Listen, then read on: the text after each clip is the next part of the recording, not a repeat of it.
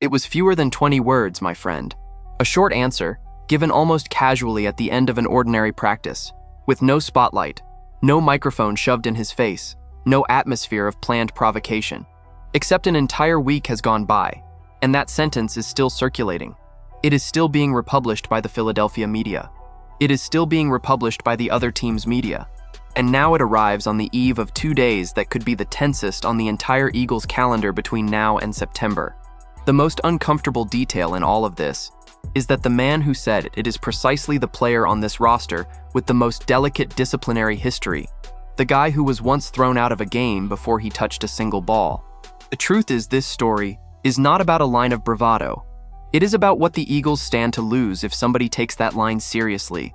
And the real damage is far bigger than the fan base imagines. Hit that like button and subscribe to the channel right now, because this week sets the tone for the entire season in Philadelphia. Let us set the scene. The Eagles and the New England Patriots meet for joint practices on Wednesday and Thursday, and then for a preseason game Saturday night at 7 o'clock at Gillette Stadium. Normally, joint practices are a subject nobody outside the two locker rooms cares about. That is not the case here. Both teams have been to the Super Bowl in each of the last 2 seasons. Mike Vrabel runs the other sideline. And above all, this is the first time A.J. Brown will face his former teammates head-on, in a contact setting, after everything that happened. It was while looking at that scenario, still more than a week out, that an Eagles defensive lineman answered a routine question from Tim McManus of ESPN. His name is Jalen Carter. The answer came in 2 parts. In the first, Carter spoke the way any competitive player would. He said he goes out to play his game, have fun, and try to bring that edge that gives a boost to the defensive line, to the whole defense, or to the whole team. Standard stuff so far. It was the second part that caught fire. He said that if he ends up in any altercations, he is not the one who starts them. He just finishes them. And here I need to be honest with you about something, because there are people selling this story in a way the numbers do not support. That statement did not go viral. The video posted by ESPN drew a little more than 130,000 views. An Eagles account republished the quote and reached 87,000. For comparison, the threshold at which the industry starts calling something viral sits around 1 million. What actually happened was something else, and maybe something even more revealing. The professional press picked the line up and never let it go. Philadelphia outlets covered it the same day. New England outlets entered the cycle shortly afterward. And Reuben Frank of NBC Sports Philadelphia pulled the quote back out in his preview of the joint practices. In other words, it was not the public that inflated this.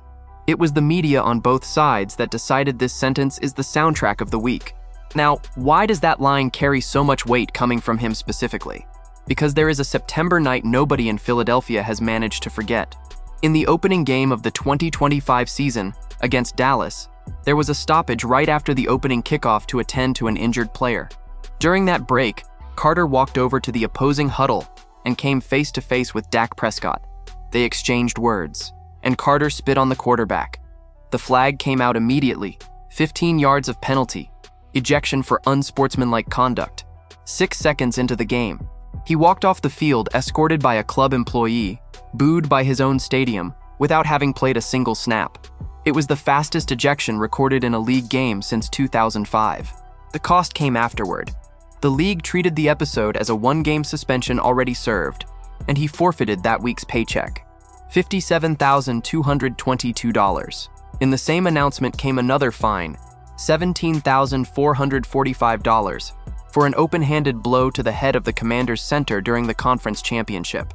And Carter himself, in the interview after that game, used words that sound almost ironic today. He said it was a mistake on his part, that it would not happen again, and that he felt bad mainly for his teammates and for the fans. A year later, he is publicly saying that he does not start altercations, he finishes them. And it is not only his own past feeding this fire. There is a second name, from inside the locker room itself, showing that the temperature was already high before the Patriots even entered the picture. Moro Ojomo.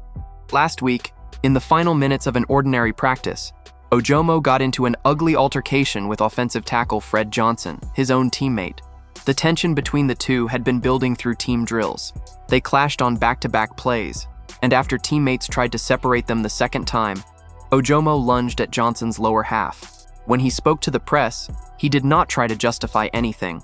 He said football is an aggressive sport, that emotions exist, and that sometimes you fight with your brothers. But he admitted he crossed the line. His exact words were blunt. It was wrong. It is not the standard the team sets. It was a mistake, and he messed up. Notice the detail almost nobody is connecting. Ojomo and Carter play in the same room, at the same position, in the same rotation. If the Eagles' defensive line has already fought the Eagles' offensive line, what happens when the offensive line on the other side belongs to another team? And now we get to what is really at stake, which is the most important piece of information in this entire story, and the one fewest people are discussing. According to reporting from Reuben Frank, the Eagles starters will not take the field in any game this preseason. Not one. That means these two practices against New England are, literally, the only opportunity Philadelphia's first-team unit will have to face a different opponent before September. 2 sessions. That is all. And this is where Carter's line stops being folklore and becomes an operational risk, because joint practices that spiral into a full brawl tend to end early. It has happened to this club before. Years ago, a joint practice against Indianapolis was cut short after a bench-clearing fight, and that turned out to be the last training camp practice of that season. If that repeats now, the Eagles starters reach the opener without having faced anybody from outside the building. Jalen Hurts, for that matter, delivered the opposite message from Carter's when he spoke about the week.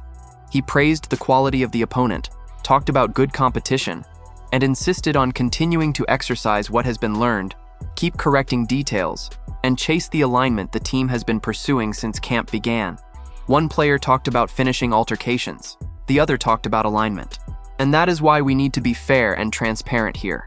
First, Carter's comment was not a provocation aimed at anyone. He did not mention A.J. Brown, did not mention the Patriots, did not challenge a single player. It was a generic answer about competitiveness, given 10 days before the event, and turned into a headline by the media on both sides. Selling it to you as a declaration of war would be dishonest. Second, in the Dallas episode, there is a detail the initial reaction ignored.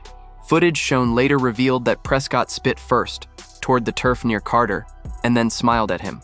That does not excuse what Carter did, because his reaction was disproportionate, and he admitted the mistake himself. But the full context matters, and it rarely gets told. Third, there is a real counter-argument in favor of the edge. Teams that reach January need players willing to impose physicality, and Carter is precisely the emotional engine of that defensive line. A team that completely extinguishes that flame in August runs the risk of not being able to light it in December. Coaches live with that balance constantly. And fourth, Moro Ojomo publicly owned his mistake, and that says something positive about the internal culture. A locker room where the player himself comes out and says he crossed the line, and that this is not the standard of the house is a locker room where self-regulation is working. That is not a sign of chaos. It is the opposite of one. So the question I leave with you, Eagles fan, comes in 3 parts. First, do you want to see Jalen Carter holding back the aggression across these 2 days? Or do you think putting out that flame before September is worse than risking an altercation? Second, knowing the starters will not play a single minute of preseason football, would a fight that ends practice early be a loss this fan base would accept in the name of pride? And third, if trouble does break out between an Eagles defender and A.J. Brown, will you see that as cheap treatment of a former teammate, or as a bill that was left open and needed to be settled? Leave your opinion in the comments. Do not forget to hit that like button and subscribe to the channel. I will be back later to update you with the latest Eagles news.